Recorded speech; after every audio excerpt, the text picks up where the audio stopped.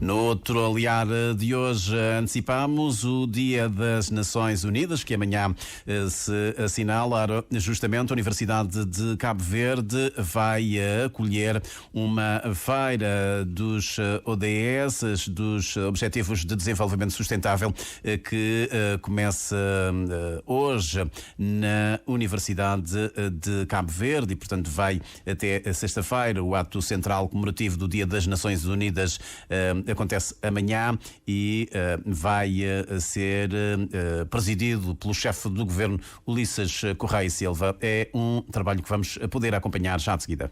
Senhora Coordenadora residente das Nações Unidas em Cabo Verde, as Nações Unidas celebram no dia 24 o Dia das Nações Unidas. Será por isso que estão a promover a Feira dos Objetivos do Desenvolvimento Sustentável na Universidade de Cabo Verde a partir desta quarta-feira? Absolutamente. Para nós, um prazer, uma honra estar junto com a Universidade de Cabo Verde e também trazendo outras universidades aqui do país, como a Unipiaget, a Universidade de Santiago, enfim, trazendo a comunidade científica, a comunidade que gera o conhecimento e que passa o conhecimento para as novas gerações, para falar sobre a contribuição da ciência, da inovação, da ciência produzida em Cabo Verde para os ODS.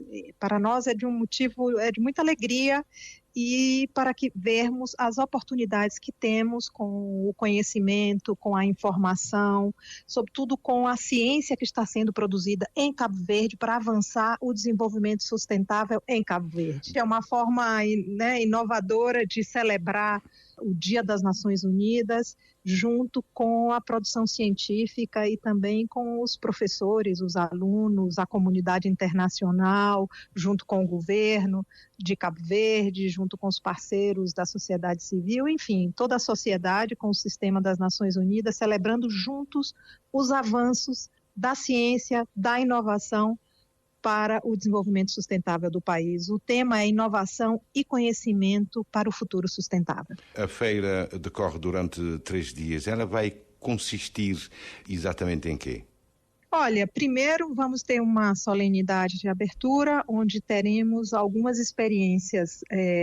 Vamos abrir o dia compartilhando experiências, 3 ou 4 experiências que estamos fazendo, que o país está fazendo junto com as universidades em relação aos ODS. E aí a gente vai discutir desde como utilizar as novas tecnologias, por exemplo, no campo da agricultura, no campo da alimentação, no campo da energia renovável, ou seja, assunto do dia no mundo. Cabo Verde está acompanhando as discussões do mundo e a comunidade científica cabo-verdiana está absolutamente sintonizada com o que está se discutindo em termos de como trazer novas luzes, como utilizar a ciência, a inteligência artificial, a inovação em prol do bem comum, que é, nesse caso, o desenvolvimento, da nação cabo-verdiana. Durante os 3 dias, e está muito interessante, Júlio, que vamos ter, essa apresentação das experiências, depois vamos contar com um ato mais formal, onde teremos a honra de ter o senhor primeiro-ministro conosco, muito nos honra. Eu acho que nada melhor do que celebrar o Dia das Nações Unidas, com as Nações Unidas em ação junto com os parceiros nacionais e junto com a comunidade científica. Muito interessante é que teremos depois os postos com cada ODS, então são 17 ODS e vamos ver experiências em relação aos ODS distintos em vários lugares da universidade, em várias unidades, departamentos da universidade, na área social, na área de tecnologia, na área de águas, saneamento, gênero, importante também para a gente pensar em tanto nos temas sociais, como também nos temas mais voltados à questão da energia, os temas mais técnicos, Numa recente declaração sua, disse que Cabo Verde o mundo tem de acelerar o passo para o cumprimento dos ODS e Cabo Verde também.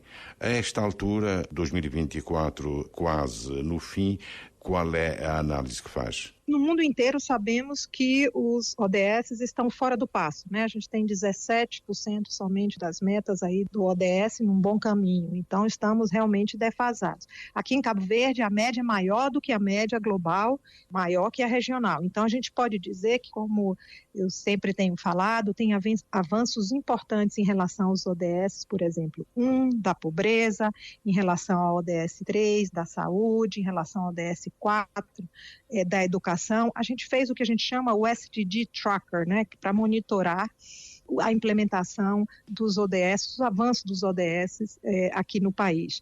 Então, tudo que eu estou falando é em relação às metas específicas de cada ODS. Então, tem avanço na área da pobreza, na área de saúde, ODS 4, educação, também ODS 6, água e saneamento, a cobertura de água e saneamento. Agora, tem desafios, como a questão da energia, né, sobretudo a transição energética, ainda é um desafio aqui para o país. Temos também o tema, por exemplo, a questão de gênero, ainda há desafios importantes que o país tem trabalhado para enfrentar e atingir as metas estabelecidas na Agenda 2030. Também a gente pode olhar na área do meio ambiente, na área da mudança climática também. Agora, é importante dizer que tem um esforço também nacional para a geração de dados, porque muitas das metas dos ODS, uma parte ainda não temos disponíveis dados ainda no país. Então, o país está trabalhando, fazendo esforço, e nós, Nações Unidas, estamos apoiando o país no sentido de termos dados em relação a todas as metas do ODS. Aí é preciso fortalecer o próprio Instituto Nacional de Estatística. Também, mas não só, né? Porque são dados também produzidos pelos setores. Então, mas sim, ele como o gestor, né, dos dados do Instituto Nacional de Estatística, aqui também tem o CNEST, né, que é o Conselho de Estatística, que também faz um trabalho importante nessa área junto com o INE. Importante dizer que Cabo Verde faz parte também de uma aliança global de dados para os ODS. Tivemos recentemente um workshop, um avanço grande aqui nessa discussão, no sentido de identificar exatamente quais são as lacunas e o que é preciso fazer. E também tem organizações da sociedade civil trabalhando juntos. Então, nota-se que é um esforço nacional, com apoio das Nações Unidas e outros parceiros, não só Nações Unidas, há muitos parceiros apoiando o país no sentido de garantir que o país disponha de dados para acompanhar o progresso dos ODS nas várias áreas. É preciso, provavelmente, modernizar os espíritos e perder a tendência de esconder dados. Olha, aqui há uma discussão ampla, aberta, e eu tive a oportunidade de participar em várias dessas discussões e sempre os dados são colocados de maneira onde se discute abertamente, como eu acabei de falar. Tivemos essa oportunidade de ter esse workshop, onde foram discutidos, assim junto com as instituições públicas, assim também como instituições da sociedade civil e nós, o sistema das Nações Unidas, no sentido de ver onde estão as lacunas e como podemos apoiar o país no sentido de gerar esses dados. Então, essa discussão é uma discussão aberta, ampla, e que fazemos com vários interlocutores, tanto a nível do governo como também a nível da sociedade civil. Diga-me o seguinte, daria satisfação às Nações Unidas, sobretudo à coordenadora residente, se as monografias, dissertações e teses começassem a abordar o cumprimento, os ODS em Cabo Verde? Olha, eu acho que as dissertações, as monografias, a produção científica voltadas para os ODS são fundamentais justamente para o país identificar justamente quais são os caminhos propostos pelo país para avançar em relação às diversas metas dos ODS. Então, absolutamente. Agora, já tem muita produção científica vinculada, direta ou indiretamente, à Agenda 2030. Então, isso já nos dá muita satisfação. E isso, como eu falei no início, foi uma alegria grande ver que estamos trabalhando com a comunidade científica de Cabo Verde, em Cabo Verde, pensando no avanço dos ODS em Cabo Verde. E nós temos alianças, várias agências das Nações Unidas, a gente tem o PNUD, o UNFPA, a FAO trabalhando, o Unicef trabalhando também, são várias agências, o próprio UNIDO também pensando aí o tema da energia, mas não só, a própria OIT também tem uma discussão, ou seja, o sistema das Nações Unidas em Cabo Verde já trabalha com as diversas universidades no sentido de ver como podemos, eu diria, potenciar, impulsionar os ODS, o desenvolvimento sustentável no país, a partir desse diálogo e trabalho conjunto, essa colaboração com a comunidade científica nacional. Recentemente, as Nações Unidas fizeram adotar o Pacto para o Futuro, que tem dentro um Pacto Digital Global e uma declaração sobre as gerações futuras, instrumentos que também pretendem impulsionar os ODS? Absolutamente. Olha, Júlio, uma alegria grande ver que agora no mês de setembro, os líderes mundiais reunidos na Cúpula do Futuro em Nova York adotaram o Pacto para o Futuro, que é um documento que inclui o Pacto Digital Global, tem a ver com ciência, inovação, tecnologia, e também a declaração sobre as gerações futuras. O pacto é resultado de um processo de anos de discussões e foi feito de uma forma muito inclusiva e buscou adotar a cooperação internacional à realidade de hoje, né? E também pensando nos desafios do futuro, né? Então, pensa o presente e pensa o futuro. Foi realmente um amplo acordo internacional, abrangendo áreas totalmente novas, que não tínhamos antes acordos internacionais, como também as questões que não foi possível chegar a algum acordo em muitas décadas. Por exemplo, o que é que eu estou falando? Por exemplo, garantir que as instituições internacionais possam cumprir suas funções em um mundo que mudou muito desde que elas foram criadas. Eu gosto muito de uma frase do secretário-geral que diz que não podemos criar um futuro adequado para os nossos netos com o sistema construído por nossos avós. Então, o Pacto do Futuro traz esses novos ares, essa energia revigorada para pensar um multilateralismo de uma forma contemporânea. E a própria reforma das Nações Unidas. A própria reforma das Nações Unidas, absolutamente. O multilateralismo está no centro do pacto. E como você tinha falado, o pacto vem justamente como um recompromisso, se assim posso dizer, de aceleração dos ODS. Então, os ODS está no coração, o desenvolvimento sustentável está no coração do Pacto para o Futuro.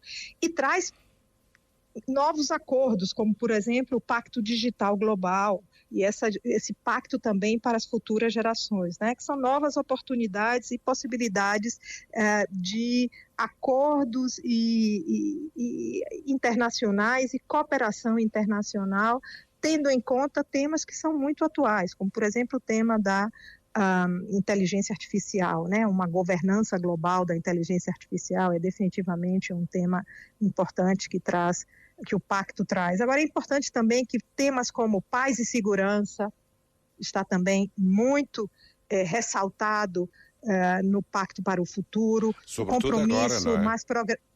Sobretudo nesse momento que a gente está vivendo. E quando você fala da reforma, por exemplo, um tema bem concreto é a reforma do Conselho de Segurança, né? Que já falamos há algum tempo, e o pacto concretiza as ações, são 56 ações do Pacto Geral, mas em relação à reforma, tem planos para melhorar a eficácia e a representatividade, por exemplo, do Conselho de Segurança, inclusive corrigindo a histórica subrepresentatividade do Conselho, que a gente fala da região africana, por exemplo, da África. Então, isso é uma prioridade escrita no pacto. Também tem o primeiro compromisso multilateral com o desarmamento nuclear, né, em mais de uma década. Veja a importância desse pacto, né, com um compromisso claro com o objetivo de eliminar totalmente as armas nucleares. Então, isso que eu tinha falado no início, né, alguns temas que estavam aí e que o pacto sela esse acordo global. Também medidas para evitar, por exemplo, o armamento e o uso indevido de novas tecnologias como armas autônomas letais e a afirmação de que as leis de guerra devem ser aplicadas a muitas dessas novas tecnologias. Então, são assuntos novos e assuntos antigos que estão sendo revisitados. A questão que se coloca é como é que as Nações Unidas pretendem levar os países a assumir o Pacto para o Futuro? Olha, na verdade, os Estados-membros já adotaram, né, como uma referência, e foi, né, isso durante a cúpula em Nova York, lá em setembro. Agora, as Nações Unidas têm que trabalhar com os Estados-membros, apoiar os Estados-membros, e aí todo o sistema das Nações Unidas, as agências, fundos e programas, na implementação do Pacto para o Futuro. Esse é o nosso trabalho agora. A notícia boa é que o pacto, como eu falei, são ações já, né? São metas, ações muito claras que estão lá. Então, a gente tem que agora trabalhar com os Estados-membros para apoiar com o que a gente chama a nacionalização, a domesticação, né? Em termos de quadro de políticas públicas para a implementação do pacto.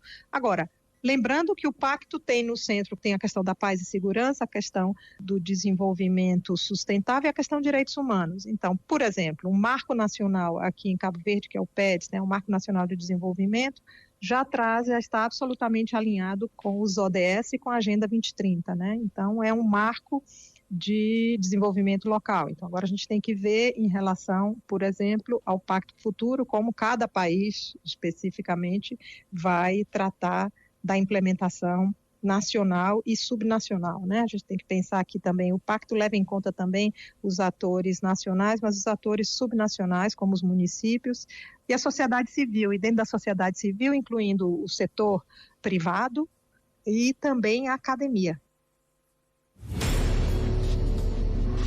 Outro olhar.